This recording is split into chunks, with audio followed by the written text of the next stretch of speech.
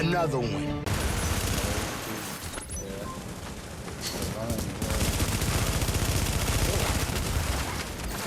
Here we go.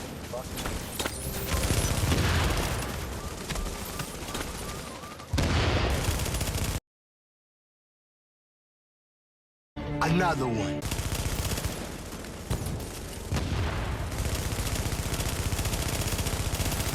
Another one. Fine. You got 5 kills left.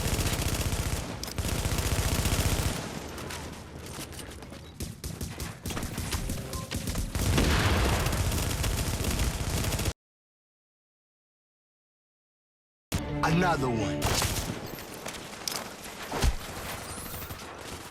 What is going on, everybody? It is your boy Nothing But Skills, bringing you another Division video. And today's video is a special treat, a thank you to all of you for helping me get to 8,000 subscribers. I know for a long time, a lot of you have been asking me, what is the best set to run if you don't have a 6-piece gear set? Now, a lot of you know that running Nomad, running Predator's Mark, or even running the Strikers build are pretty much the top tier builds to run in 1.8 in PvP. Now, this weekend I had some time to sit down and actually focus on a build that isn't running any of those 6-piece classify sets. So we're gonna get into this build pretty quick. So before we get into this video, I just wanna say thank you guys again for helping me get to 8,000 subscribers.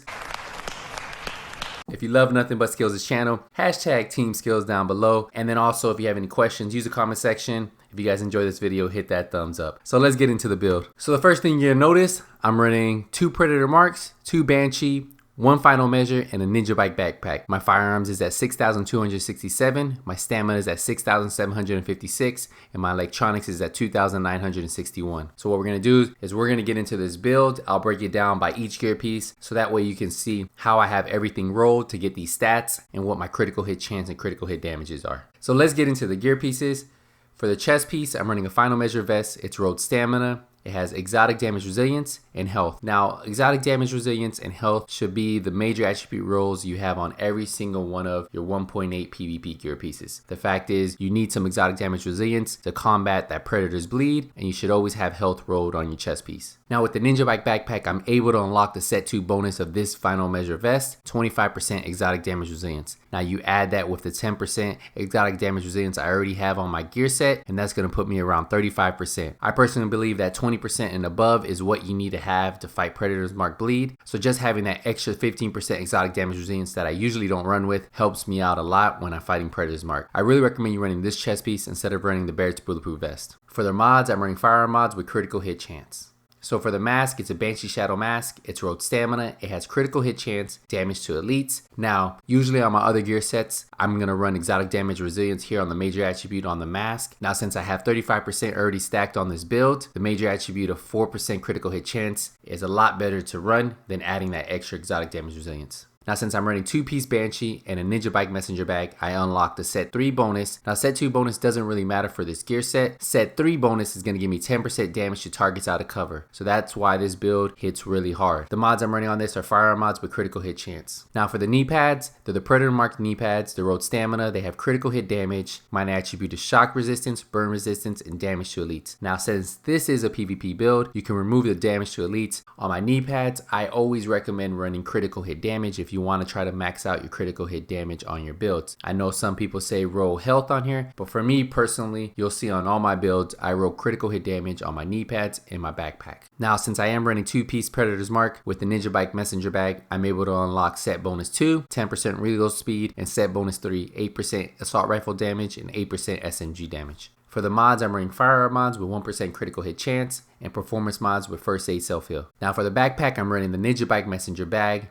And if you guys don't know what the talent is on the Ninja Bike Messenger bag, it slots in with any equipped gear set item to fulfill a requirement towards unlocking gear set bonuses. It can unlock bonuses from multiple sets simultaneously and cannot unlock classified gear set bonuses. So you cannot stack this with a 5-piece Predator Mark and get the 6-piece bonus. It will only unlock up to the 4-piece. That's why running the build the way I'm running it is going to give you the best bang for your buck, and I really recommend you try this out. So this bag is rolled firearms, It has major attribute of health and minor attribute of bleed resistance. If I had a choice of my perfect Ninja Bike messenger bag, I would put major attribute of critical hit damage and minor attribute of burn resistance, just because I'm already running a lot of stamina. For the mods, I have a stamina mod with critical hit chance and then 2 performance mods with first aid self-heal.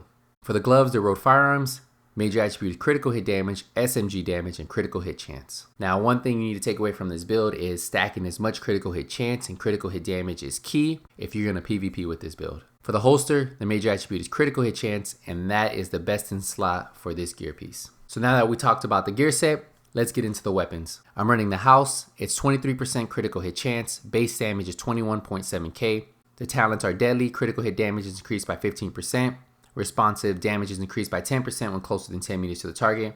And card counter. One half of the magazine does 20% increased damage. The half which deals increased damage flips after 15 seconds or when the magazine is empty. For the mods, I'm running a Pro Red Dot Sight with critical hit damage, headshot damage, and critical hit chance. Allow Vent Break with critical hit damage, headshot damage, and critical hit chance. A small grip with critical hit damage, reload speed, and optimal range. And an extended magazine with magazine size, critical hit chance, and rate of fire. For my secondary, you can pretty much run anything you want. I just have the showstopper on here just to have that extra little damage if I want to pull it out. It has 70.5k damage. It staggers at 351%. It has brutal. Headshot damage is increased by 12% when using this weapon.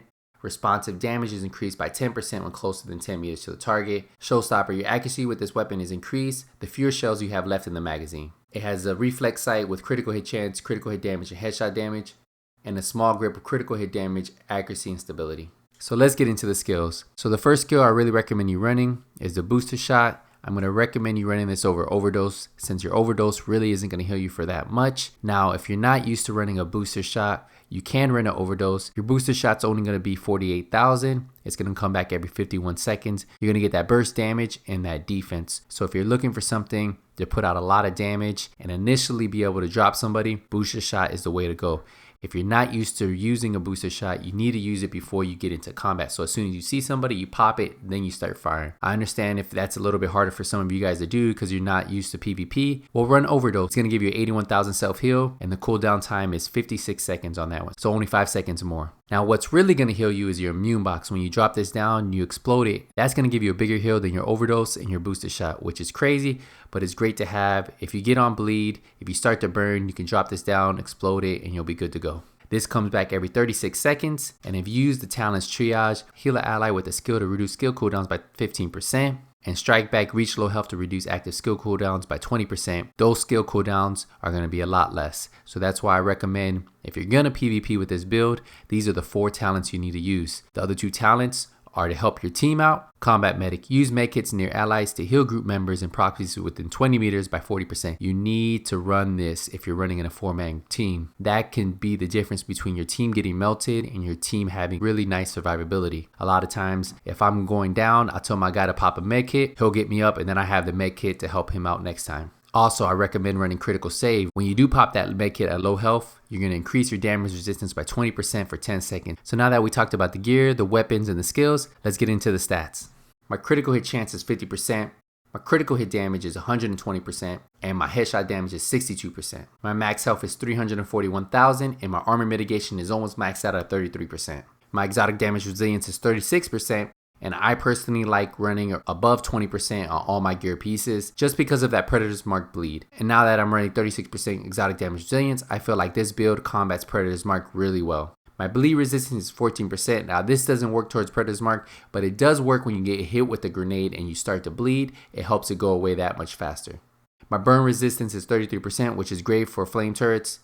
And my shock resistance is 33%, which is great for shock turrets.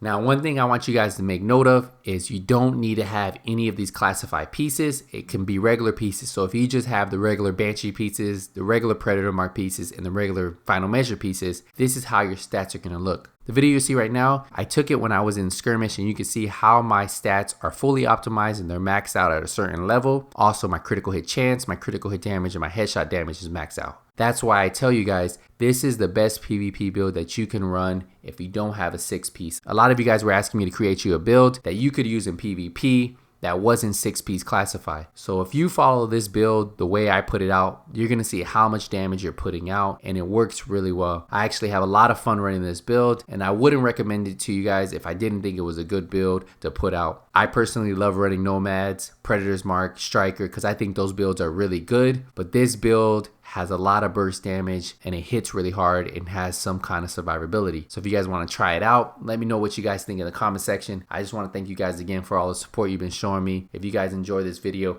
make sure you hit the thumbs up. If you're new to my channel and this is the first time you're watching the video, hit that subscribe button. And as always guys, if you don't see me in Last Stand, if you don't see me in the skirmish, if you don't see me in the dark zone, it's only a matter of time. Your boy Nothing But Skills is out.